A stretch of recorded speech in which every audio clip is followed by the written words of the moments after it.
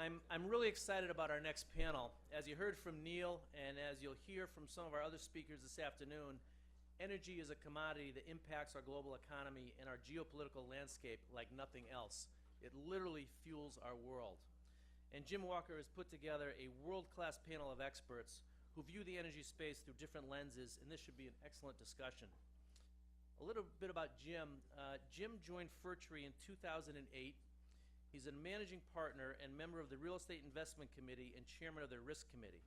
He co-founded their real estate opportunity funds and most recently has co-led the development of Furtree's real estate effort. He manages the day-to-day business operations of the firm, identifies new areas of investment opportunity, and leads certain investment activist efforts with portfolio company management teams. He's an industry veteran in the real estate space and the securitization market, where he pioneered numerous innovative transactions throughout his career. Prior to Furtree, he was a managing partner of Black Diamond Capital Management, a privately held investment management firm specializing in performing and non-performing senior secured debt. Prior to Black Diamond, he was a senior member of Kidder Peabody and Company. We swapped some stories about that back in the day when we were getting ready for this call, where he managed a proprietary investment group for both residential mortgage loans and non-mortgage assets. He began his career in structured finance at Bear Stearns. He holds his BS in economics from Boston College Carroll School, and he'll be leading our energy market discussion. I'll turn it over to Jim. Great. Thanks, Dan. So what I thought we would do is just spend a few minutes. I want to introduce the panel. We spent a lot of time trying to create a diverse set of perspectives on energy, and we have both a senior member of a research team. We have company management from an oil and producing company, and then we have a private equity investor, all on the panel. And then I thought I would take just a couple of minutes in rewinding over the past 12 months what's happened in our energy markets, and then we can immediately go to the discussion of what's next and hear from people who know a lot more about energy than I do. So Jeff Currie is the global head of commodities research at Goldman. Jeff is often quoted on CNBC, and his research team is among the top ranked in the industry, and I'm thrilled that Jeff had accepted to this over a month ago. Nick Dell'Osso. Nick is a senior member of the management team at Chesapeake Energy. He's the CFO. He's been about 20 years in the energy space, both as a banker and a company person. And Nick is a graduate of Boston College in the 1990s. So thanks for joining us, Nick. And Claire Farley.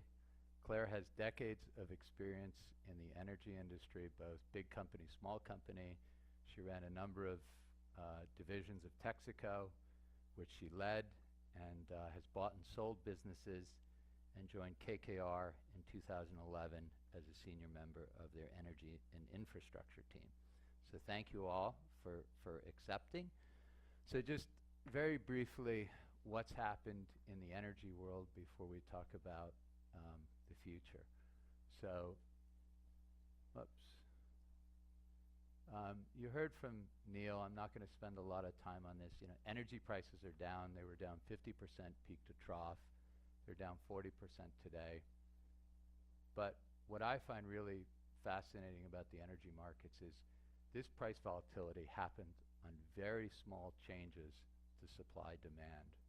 So if you look at last year demand expectations, they were about 0.6% less than expected. And on the supply side, supply exceeded expectations by about 0.5%. And that was primarily for given U.S. shale production. So if you think about that, 1% of daily oil production swing caused this tremendous 40 to 50% change in prices. So that, to me, that type of volatility in the energy space, for us and at Furtree, we don't make any prediction on where prices are going, but we certainly believe that this volatility will likely continue. So where is the production coming from oil? If look at OPEC today produces about 40% of the daily production of oil, which is roughly around 93 million barrels per day. Saudi Arabia has been the leading voice of OPEC for a long, long time. In the fall of last year, when prices were about $80 a barrel, right here, November OPEC meeting, they were forced to make a decision. Do we defend market share, or do we cut production and keep prices high? Saudi Arabia made the decision that they're going to defend market share and keep producing. Our own firm view is they did that to prevent long-term demand destruction. And for all of those that have electric cars, they make a lot more sense at $100 oil than at $50 oil. What does this mean for the capital markets? Here I've shown the market cap of energy companies in the S&P and how much they've fallen over the past year, as well as bond prices for high-yield issuers of energy companies. And the punchline here is the market hasn't really fallen a lot in value. So as an investor, and I'm curious to hear from Claire's perspective as a private investor, but as a public market investor, this really isn't a great distressed opportunity yet. And in terms of percentage terms, the market caps of all energy companies in the S&P has fallen from about 11%, it's the red line, to 8% today. And the blue line shows the average bond index of high-yield issuers in the energy space. It's down less than 10% year over year. So not a real great distressed opportunity for a lot of the opportunistic capital. The obvious question of why, I go back to Niall's graph earlier showing central banks growing and printing money and low interest rates. There's just too much money out there chasing too few opportunities. So if you're a company, it's good news, but if you're an investor, you'd like to see that scale tipped the other way. So that's very high level what's happened over the prior 12 months in energy, and I'm now going to ask each of the panelists what's next. So Jeff, I'll start with you. Great. Well, it's a pleasure and honor to be here. Unfortunately, I can't claim to be a graduate of Boston College, but I hope I have some insight to add here. And I want to go with the title of the presentation that we have here. We titled it The New Oil Order. Why do we use that term? It comes from one simple observation, that what shale has done to this market, and it has to do with the time to build, meaning when you commit capital and when you get production. You take something like iron ore or the big deep water projects in Brazil. That time to build is 10 to 11 years. The super majors, the time to build was somewhere in that 4 to 5 years. What do you think that number is in shale today? Actually, I think Nick, you just corrected me. I used to use 28 days. It's now down to 14 days. And the restriction is the time required for the cement to cure, which tells you just how transformational these technologies are. So what does that mean? It means I put capital in the market, production's going to go up. That has never happened before. Also, when you think about Saudi Arabia, when Saudi Arabia used to have to cut production, they'd have to do it against committed capital. That's something nobody absolutely wants to do. And then on the flip side, you've probably heard about the really high decline rates that exist in shale. Well, it goes to the other side. You take the money out, guess what happens to production? It drops. In fact, I like to think about the word decline rate is no longer appropriate for energy. The appropriate term would be like ore grade, how much energy actually sits in those shale rocks. And so that's what we mean by the word new oil order, because what it now suggests is that capital is the key margin of adjustment in terms of clearing supply and demand. And so I want to go back to the point that Jim made. Very small change that we saw in fundamentals created this massive pullback in prices. And there's two components of thinking about commodities. One is the supply and demand for the molecules of the commodities, or the supply and demand for the metric tons of the metals. The other side of this is the supply and demand for the capital used to create those molecules. And where you had the serious imbalance was not so much in the molecules, but rather in the capital. And part of that really has to do with a substantial downward shift in the cost structure of the industry, not only from technological innovation that we saw happen more broadly, but also it is not a coincidence that we're sitting here today with the end of the commodity supercycle, the end of the weak dollar era, and the rotation away from emerging markets and back to developed markets, because all three of these stories are very much intertwined. In fact, I was in Houston recently, and I was giving a talk, and everybody goes, "Curry, shut up about the macro. You're in Houston. It's all about the oil patch and oil fundamentals." And I said, wait, you guys have Euro risk in spades, and you don't actually realize it. Think about the pressure pumps. Where do they come from? Siemens makes them. Where do you think they come from? Germany. And so what you find is that you have all of these currencies risks moving around, creating a lot of downside pressure in terms of thinking about the cost structure. But what was the seminal event that really changed everything? Okay, what happens to price? Nothing. They've been neutralized. Another way to think about this is in the old days, if you were Saudi Arabia and you saw BP, Shell, Exxon cut capital or cut CapEx, you knew that you could take supply off the market, let prices rise, and not get undercut. Today, again, because that time to build at 14 days means that capital can come back into this market, increase production, and take market share away from Saudi Arabia. And so when you look at this picture, what do you think has to happen? All of those supply curves that sit above that shale oil curve, they got to go. Or they got to figure out how to get their costs down below that shale curve. And so when we think about the different technologies, you have heavy oil, which is the oil sands. You have ultra deep water. Think about that as Petrobras. And by the way, don't let me give you any suggestions on technology. I was an utter failure here in 2007. I put my money where my mouth was, bought Petrobras, believed in Suncor, thought those were going to be the dominant technologies. The reason why is because Exxon said it's $125 a barrel. Shale won't work. Well, guess what? Oil prices went to $145 a barrel. The engineers went to work, and guess what today? Look at that cost of shale. They got it down to $60 a barrel.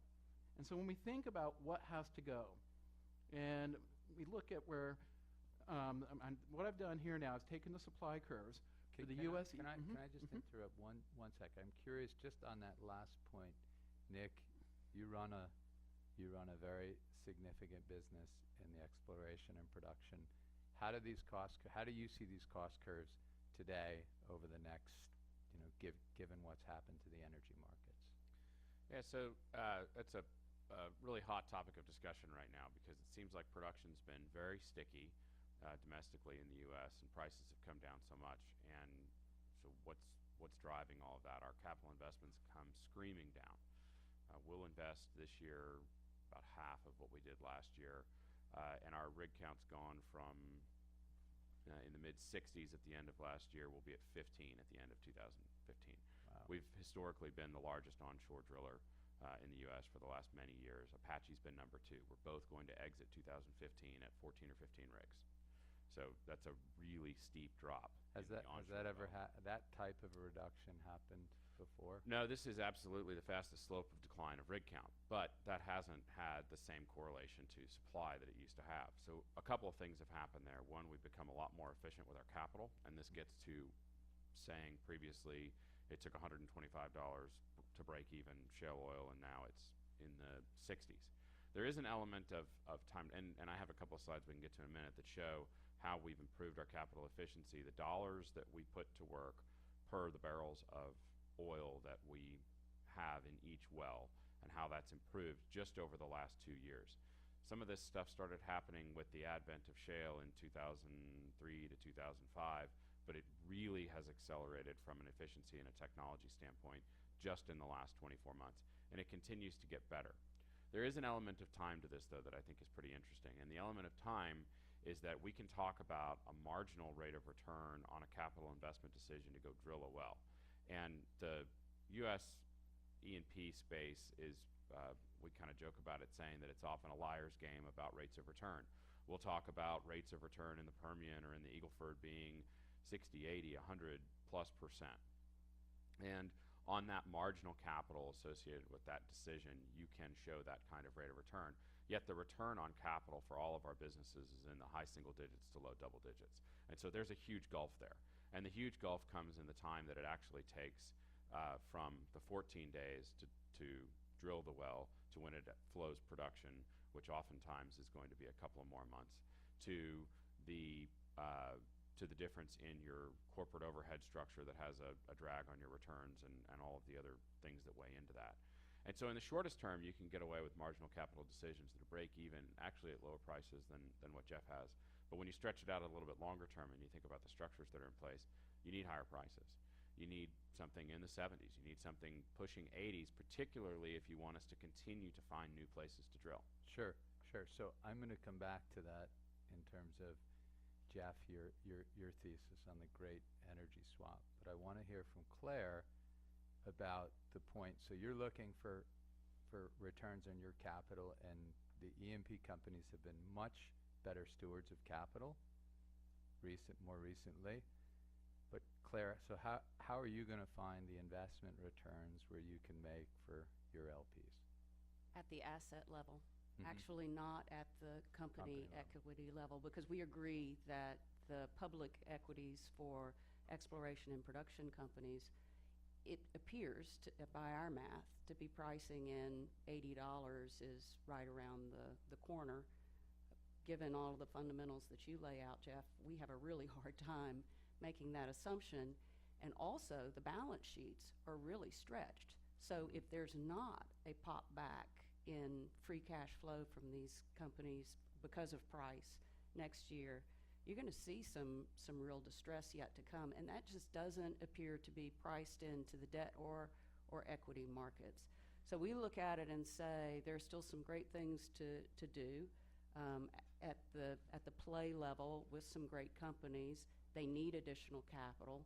So instead of buying in at the equity level, we'll take a working interest in a project and have some sort of lower return hurdle than what somebody like Nick needs, because he's got a lot of other things that he's trying to manage. So not great for current equity holders or current bond holders.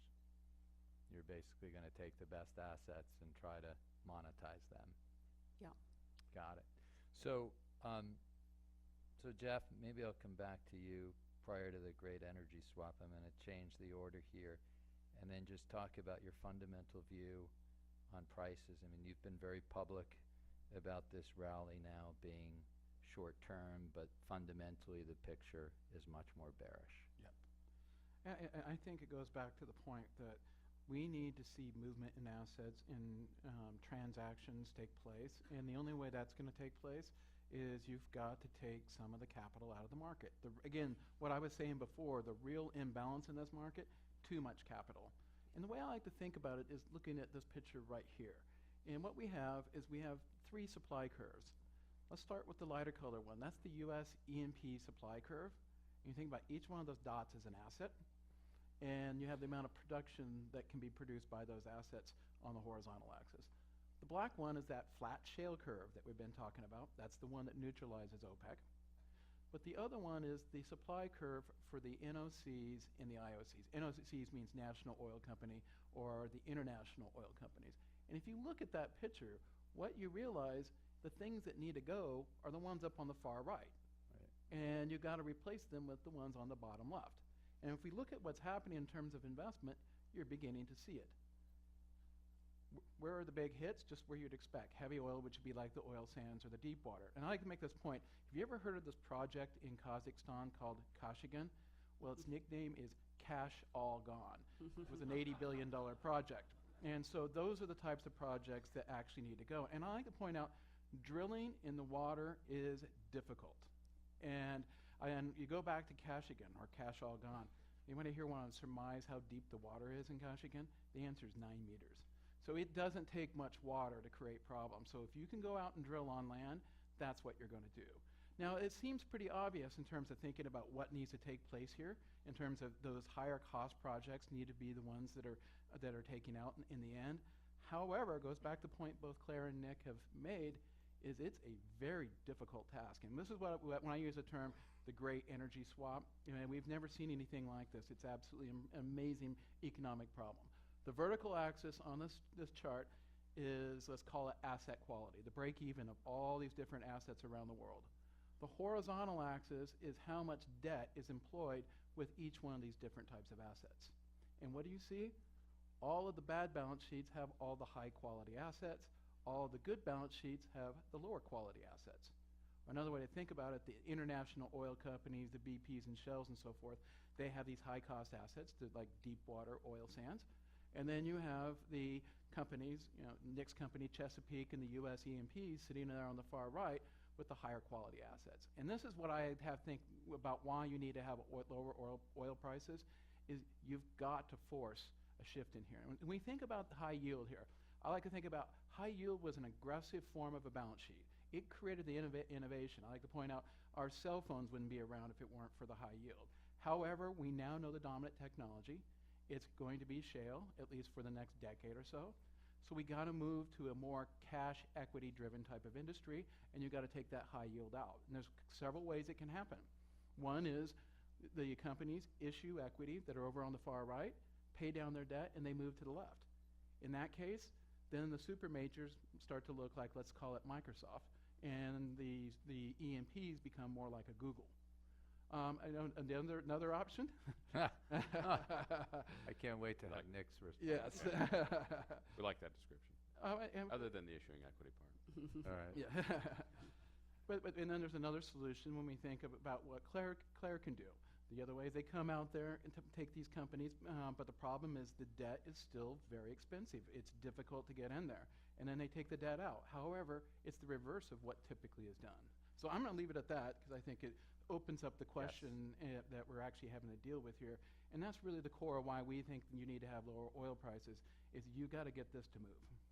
So I'm going to start with Nick and then go to Claire to respond on the great energy swap. And for the audience, for the benefit of the audience, E&P is an exploration and production company.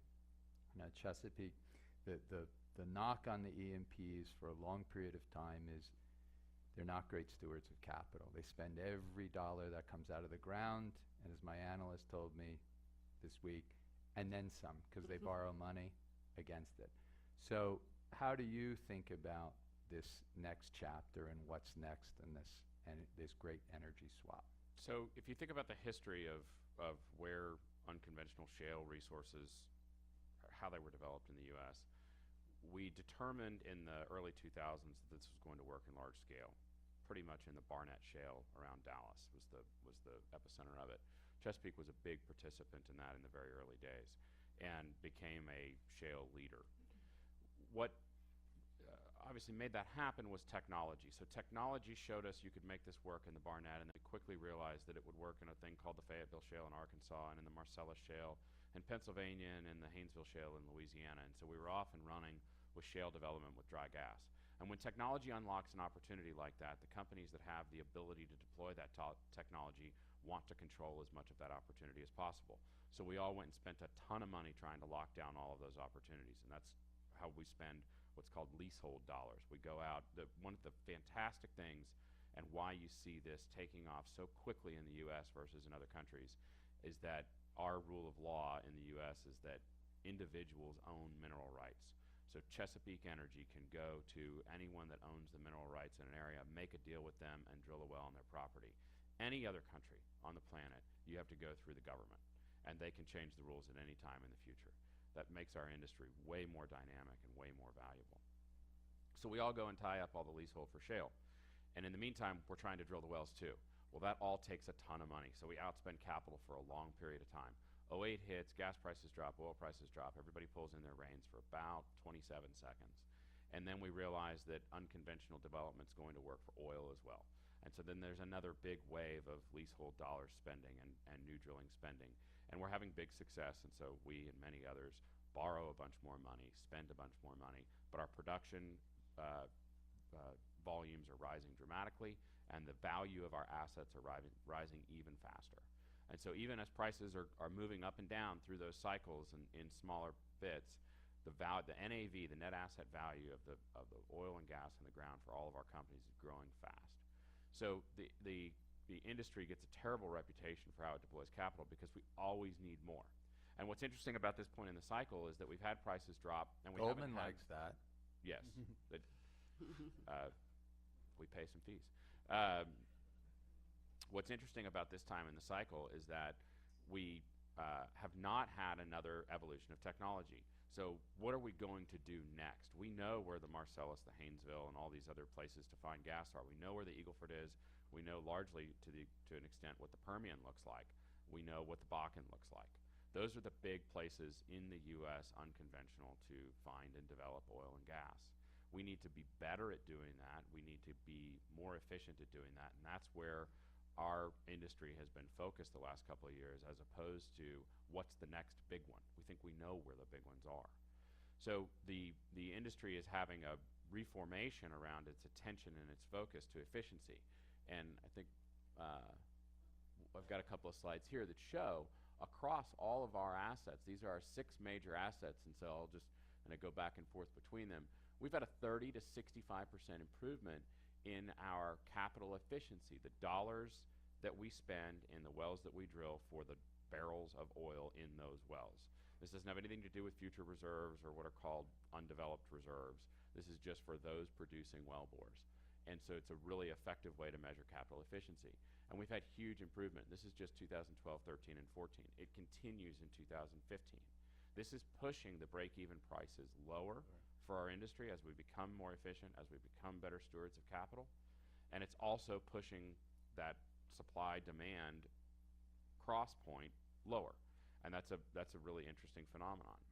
Again, the piece that is missing with all of that is incremental marginal decisions, which is why Claire likes investing in assets, and ultimately delivering a return on capital, which takes into account all the other things that we spend money on, including the leasehold money that we had to spend to give ourselves the option to drill the well in the first place. So there's more capital that has to be returned than just this. Great. So Claire, you've been through numerous cycles of boom and bust in the I thought I was going to get out without having another one. Here I am. That creates opportunity. So what role will private equity play in this great energy swap? And if you could talk, when's the ideal time in the cycle to be invested? We would love to get invested at this point in the cycle. So we'd like to own as many assets as we could. The companies like Nix are trying not to sell assets in this market, and there's a discrepancy in the bid-ask right now. So great time to be investing, not a lot happening. It's beginning to thaw. I expect in 2016 we'll start to see some real transactions as this shift occurs. Because what E&P companies always have to do when they're in this position is look at their portfolio and say, now I have to make every dollar count. I have to go to my highest margin properties. I can't spread, I've got to look at my overhead. I can't just keep an asset and not invest in it because it's going to decline at a rate of, often 20, 30%. And Right. so it gets pretty ugly from a margin standpoint pretty quickly. So we're starting to see that discussion occur. To your point, we would like to buy some debt and help the companies fix their balance sheets. There isn't a lot of that debt trading, and the debt that is available in the high yield market, a lot of the stuff that you look at the face value, the market value, and you'd say, well, that looks like a pretty good buy, and then you actually read through the very light covenants in it and realize that you won't own a piece of paper that the second lien's going to come in on top of you. And so it's just been a really difficult time to get invested. I will say that on the E&P side, Nick, I think, described it so well. The reinvestment risk that the companies the size of Chesapeake and smaller face every year is probably the most difficult series of decisions that you have to make. It's interesting in that we all need capital in the E&P space, as we've talked about. There's just tons of dollars required to drill these wells and keep production at a reasonable level. At our significantly reduced level, we'll spend over $3 billion in drilling and completion capital this year. And the enterprise value of our company is about 25 to 30 billion. And so that's a very reduced number. In past years, we've spent 5 to 6 billion. So we spend a significant amount of our value every year just in maintaining and then hopefully growing our production levels. The capital markets, as much as we get knocks for being poor stewards of capital, can extend that component of time and where the break even is for an oil and gas company pretty significantly. You've seen this year, I think 18 or something like that, companies issue equity, and you see billions of dollars of new debt issued every year. Not refinancing debt, new debt to fund new drilling. Some pretty sizable issuances just recently in the pretty far distressed part of the industry. So the appetite for investors to look at this industry and this cycle and put money to it is quite high. We're pretty lucky to have Jeff here today. He is maybe the most bearish on the street right now, certainly for long-term views. A lot of people share the short-term view that the rest of this year could be difficult. Jeff has a view that the next several years are going to be difficult for the industry. And as Claire noted earlier, the equity markets don't really bake that into our stock prices. And I would say, not nearly as bearish as Jeff, that the long-term prices that would yield a lower stock price today will not yield production. Yep. So we won't invest. So a very interesting point. So the capital markets and all these excess dollars that are out there basically kicking the can down the road. That's right. For companies to deleverage and their debt to trade. You know, I remember distressed markets used to start at 80 cents on the dollar and below, not in the 90s. And a lot of the debt of energy companies today is in the high 90s. So I'm curious, the question for you, Jeff, is what can be done in your mind to accelerate this event for companies to reflect true value and not be kept going by incredibly favorable capital markets? Well, but there's one side of this that we haven't talked about yet, is nobody is up here playing the role of the super major. Because the super major is caught right now between OPEC on one side, because if you're OPEC and you look at what Saudi Arabia is doing, they're drilling as a line going straight up to the moon. So they're being very, very aggressive for all the reasons we've talked about. Then we have the shale players in the U.S. They're going to support the prices, let's call it somewhere in that $60 range. It's those super majors that have these $80, $90 type assets that if you talk to somebody and you think, I'm bearish, meet one of them, they're begging for the prices to absolutely collapse. Because we actually, where we come up with a $45, $40 type price levels, that's what we calculate. It would require 6 months of WTI at $40 a barrel to start to create real default risk and open up those bond markets. Okay. So if you're coming from the perspective of a super major, your only hope of survival, this thing gets annihilated down into that $30 range, opens up all these markets, then you can go in and actually start purchasing some of these assets. I want to make one last comment about... You just saw Claire and I just smile. Yeah. A lot of people are looking for that distress. But there's one point I want to go back to, bring the macro back to this. Why are we the most bearish on the street in terms of our long-term price? And I go back to that point. It's not a coincidence that we're into the commodity super cycle, the weak dollar, and that rotation away from emerging markets to developed markets. And I just want to spend a minute and tell you the story of commodities over the last decade, and then you can think for yourself why the risks are to the downside. We go back to May of 2001. It was the strongest dollar most any of us have ever seen, trading 0.87 against the euro. What happened later on that year? You had the bursting of the tech bubble, September 11th. What happened? That kicked off that weak dollar era. And the weak dollar does two things. One, it can argue that stimulates growth in the emerging markets. The way I like to think about it, 1% interest rates in the U.S., 5% interest rates in Brazil. What do you want to do? Borrow U.S. dollars, jam them into Brazil. Now, starts to create an overheating economy. But here's the kicker. What does it do to the emerging market currencies? Starts putting a lot of upward pressure on Chilean peso, Australian dollar, Brazilian real. Now, what are currencies? That's the labor used to create these commodities. And so now you have upward pressure on copper, iron ore, steel. What does that do to the cost of producing oil? It goes up. What do higher oil prices do to the U.S. economy? Weaken it. How does the U.S. respond? More accommodative monetary policy. And so you can see how this thing was a self-fulfilling prophecy to the upside. Now we think about this machine. What is it doing? It's turning the other direction. Iron ore has absolutely collapsed. Copper prices are collapsing. Chilean peso is going down. Brazilian real is going down. Australian dollar is going down. In fact, the point I'd like to say is, Saudi Arabia recently put out a budget based upon a $70 Brent price. And somebody asked me, what happens if the oil price stays at 50? One, they'll rewrite the budget, but more importantly, we don't know what Saudi Arabia's cost basis is. Why? They import everything from Europe. They've got a huge haircut there. They import all their food. Brazilian reals down. Food prices are down. They import all their basic materials. Australian dollars down. So we don't know what the cost basis is for Saudi Arabia. And that's really where the core of our thesis is, why we take a much longer-term bearish view on commodities more broadly than I think argue the rest of the street. Great.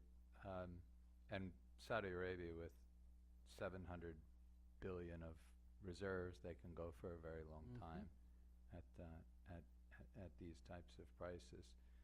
So Nick, is this good or bad short term for you?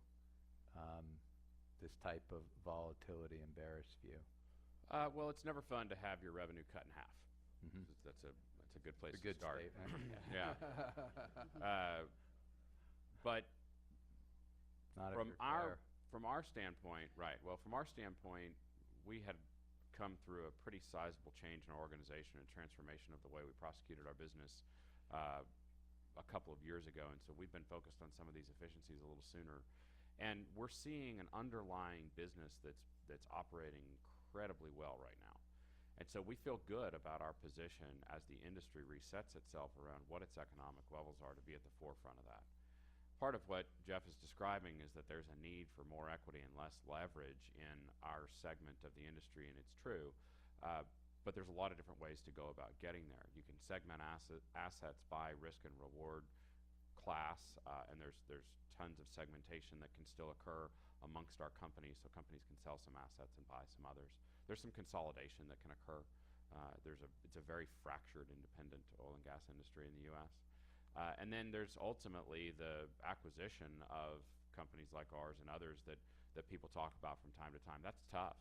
And I don't see the majors stepping into that role anytime quickly. Claire may have some perspective on that too. But I really, I think it's healthy for the industry to be focused on being more efficient with its capital. I think it's healthy for the industry to have to face the pressure of lower prices, making a better investment decision in the short term and the long term. And I think we're well positioned for that. But it's going to make the industry work a lot harder and justify its need for capital to its investors. It's much more difficult to do. Everybody wins. Claire? Yeah, I agree with that, because the market was rewarding the production growth as opposed to the returns. And now you have to focus on returns because you have to show how you're going to manage your balance sheet. And the geologist in me can't resist saying that these things are a lot more complicated than our break-even graphs would show. That when you get into any given play, it's not unusual in the mature plays that you'll see that 2/3 of the production come out of 1/3 of the acreage holding, the sweet spots as we call them. And those are the ones that will have a $60 or even a $40 break even. But as you step away from those sweet spots, I would argue that there's a lot of the acreage where you're trading dollars or destroying capital. And that is the most difficult thing, because if you're the small guy and that's the hand you've been dealt, Right. You have no you might have been talking in your investor presentations about future state, that here are the last 5 wells that I drilled, here's how they performed, cost-wise, et cetera, et cetera. But when we go in and look at it, all the data, Right. not the data that comes from just that company, but all the wells that have been drilled in the area, and use a probabilistic, disciplined approach to it, we come up with a different set of economics, and it might be that their 30% is actually 0 to 10%. Right. Then load on all of the things that Nick described, and Sure. that company is digging a hole fast. And then you factor in decline rates, and it Yep. gets even more Yep. complicated. So, great. I'm going to switch topics here, Jeff, and I'm going to ask you just about the geopolitical situation and your perspective. You travel all over the world talking to different types of producers and oil companies. So maybe just spend a few minutes on, if you're Saudi Arabia, what's your outlook given you've got Iraq potentially coming back online, Iran increasing production, and how will they think about that and the new oil order? Well, I look at geopolitical risk from a political perspective. It's probably the highest we've ever seen it. But oil at risk is probably one of the lowest levels we've ever seen it. Why? Because Iran has already massively reduced its exports. Libya is offline. The situation can't get much worse in Nigeria. And then you look at that environment in the context of Saudi Arabia. Saudi Arabia is completely aware of now what that shale curve does.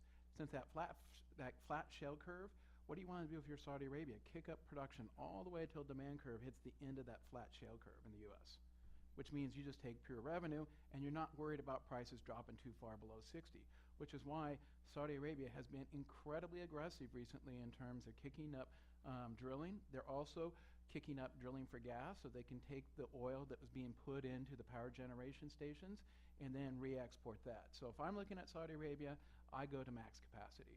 Then I think about what is happening with Iraq, another low-cost producer. Production's, again, going straight up. They're going to export 3.75 million barrels a day next quarter, which is an enormous number from a historical perspective. What about Russia? You look at Russia, the devaluation of the ruble makes it actually very profitable for them to be increasing production in the lower price environment. Because the one thing that's unique about Russia, United States, Russia, and China are the only countries in the world with their own oil service industries. So the cost basis in Russia is in ruble. And so when we think about who's going to be adding a lot of supply over the course of the next several years, Saudi Arabia, Iraq, Russia, and then we wait to see what happens with Iran. So again, it just points to a more bearish longer-term outlook in terms of price, despite the fact the politics are actually pretty dangerous right now. Right. I always find it fascinating. If you look, OPEC's production is a little over 40% of that daily 93 million barrels per day, but their reserves are about 80% of proven reserves. So why don't we've got a little less than 10 minutes left, open it up to questions in the audience.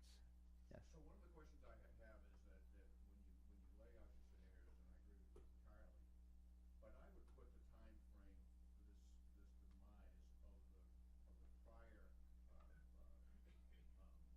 geopolitical atmosphere that's spawned the oil industry that we've enjoyed to be a much longer period of time, not 12 months, but maybe another 5 or 10 years.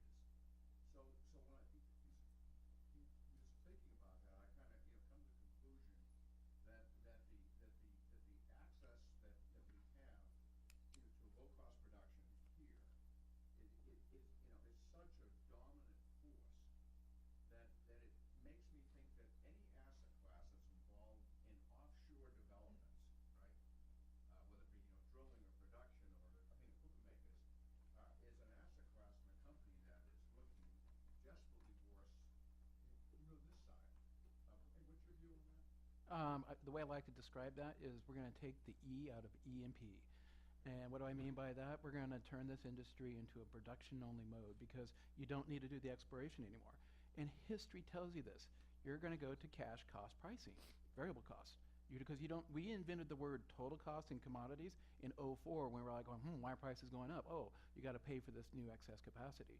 We're already seeing iron ore, coal, even U.S. LNG or LNG in the Pacific Basin is going to cash costs. So as we optimize the system away from the E towards the P, I argue we go into a protracted bear market that's going to be cash cost. And the 125 years of history is on our side. What do commodity prices do? They do this super spike, and they just keep going lower and lower because of technological innovation. And once you go through that super spike period, the back side of it is what we call the exploitation phase, and then you go to a cash cost type of operation. Interesting. Question as far as fracking and the environmental concerns. A lot of states, and I'm from Maryland, have put a ban on fracking. How is that going to factor into production and pricing for oil going forward? Nick? Sure, I can answer that. There haven't been any bans in any areas where there is a lot of activity. And so I don't see it having a big impact on pricing going forward. If there is any sort of limitation or additional regulatory cost, it all just gets baked through the cost of the commodity ultimately. You're either going to pull supply offline or you're going to make the cost to produce that supply higher, and that will ultimately flow through. Great. Two questions. I'd like to hear if we're in kind of in a new normal for energy, and maybe before Thanksgiving, the way that the companies and investors thought about the oil price was maybe a 90 to 120 range. We're clearly in a new normal. I'd be interested in the panel's kind of new normal range for oil going forward. And then I think, as Jeff has already mentioned several times, the super cycle, so-called super cycle, ended about 3 or 4 years ago. The metal and mining complex is now in its 4th year of trying to get right-sized. CEOs at the large diversified metal and mining companies were all fired because of their capital allocation indiscretions. The energy complex, I would say, is probably the last of the commodity complex to come to this new normal. How long do you think, if it's taken the metal and mining complex to get 4 years to be in the process of being right-sized, how long do you think it's going to take the energy space to get there? Actually, the way our banker puts it, he goes, the metals and mining companies, they're in the emergency room or the ICU unit. The energy guys are far from that. And that's this is the core of why we think prices need to get lower, is because you got to get some of these energy companies into those emergency rooms. How long does that take? Our basic view is you're going to start putting a lot of pressure on this market towards the second half of this year and into 2016, and then you're going to start forcing it. And where do we come from that view? Well, I'm going to go back to the molecules. You really need the molecules to drive it. And I go back to, again, what is Saudi Arabia doing? What is Iraq doing? What is Russia doing? And so far, we haven't seen the U.S. production roll over to any significant degree. It's because you have high grading going on and efficiency. So our core views, fundamentals start to weaken at the end of this year. That's what's going to trigger that price decline back into that $40 range. You're in that $40 range, then default risks start to become real, and then we get the energy companies in the emergency room. Yeah, I mean, the flip side of that is the number of calls that I get from bankers, not just Goldman, for deals that should not get done is as high as it's been at any point in my 30 years. And the prices that they're getting done, well, I can think of one call, we cut the price, we cut the price, we cut the price. We're looking for a lead order. What's your price? So I've seen this go on in other distressed markets where it takes a lot longer because the amount of capital that's out there. And Claire, you have any thoughts? Yeah, I completely agree. I think it's really too early to say what the new normal is. I mean, we are right in the midst of trying to figure out how all of these major players are going to behave, including the capital markets. So I think you just have to be really disciplined and objective about what risks you are or aren't taking.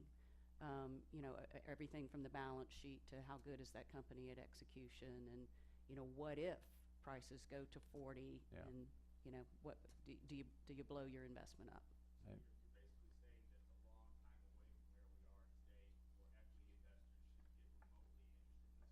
Oh, no, actually quite the opposite. Mm-hmm. The capital markets are very much open. I think the figures through early May this year, there's been over $10 billion of new equity raised for 24 companies. We haven't said yes to one of them. So, but if you would, if you would look at the way that private equity looked at the world or a fundamental value investor, we just say pass. So the deals are getting done. I don't have a great answer as who's buying them, but the capital markets are very much open. Saying a different... Correct. Absolutely. Look,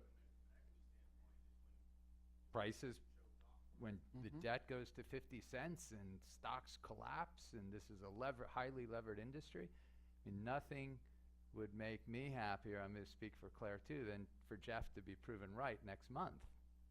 And we I have a see little price. different view. But that's when you're going to come and teach at Boston College for your energy.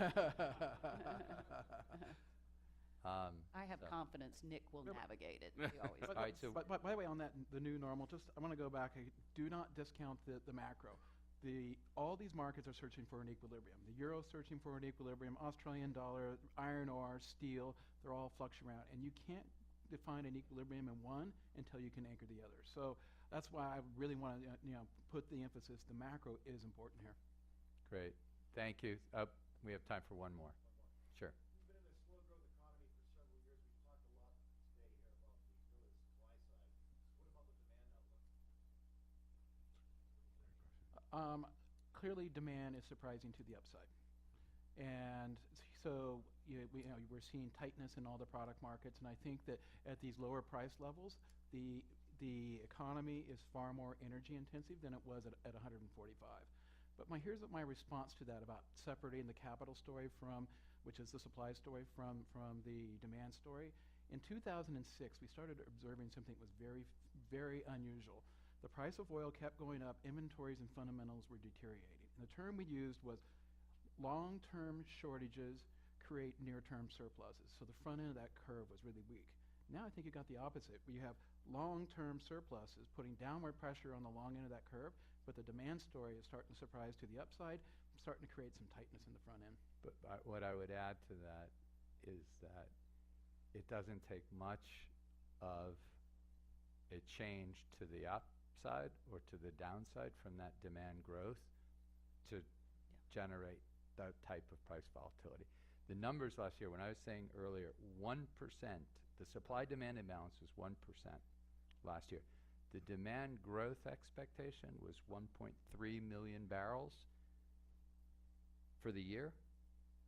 The actual number was 700,000 barrels of growth. So it was only 600,000 barrel difference, was half of the criteria, the factor in that oil prices going from $100 to $50. So yes, I think that's a appropriate question, but just keep in mind that it doesn't take much of a swing either to the positive or to the negative to have tremendous volatility. Like the global supply-demand imbalance today is 1.5 million to 2 million. That's fair. Yeah. 2 million barrels a day. So, okay, thank you to the panel. Claire came from Houston.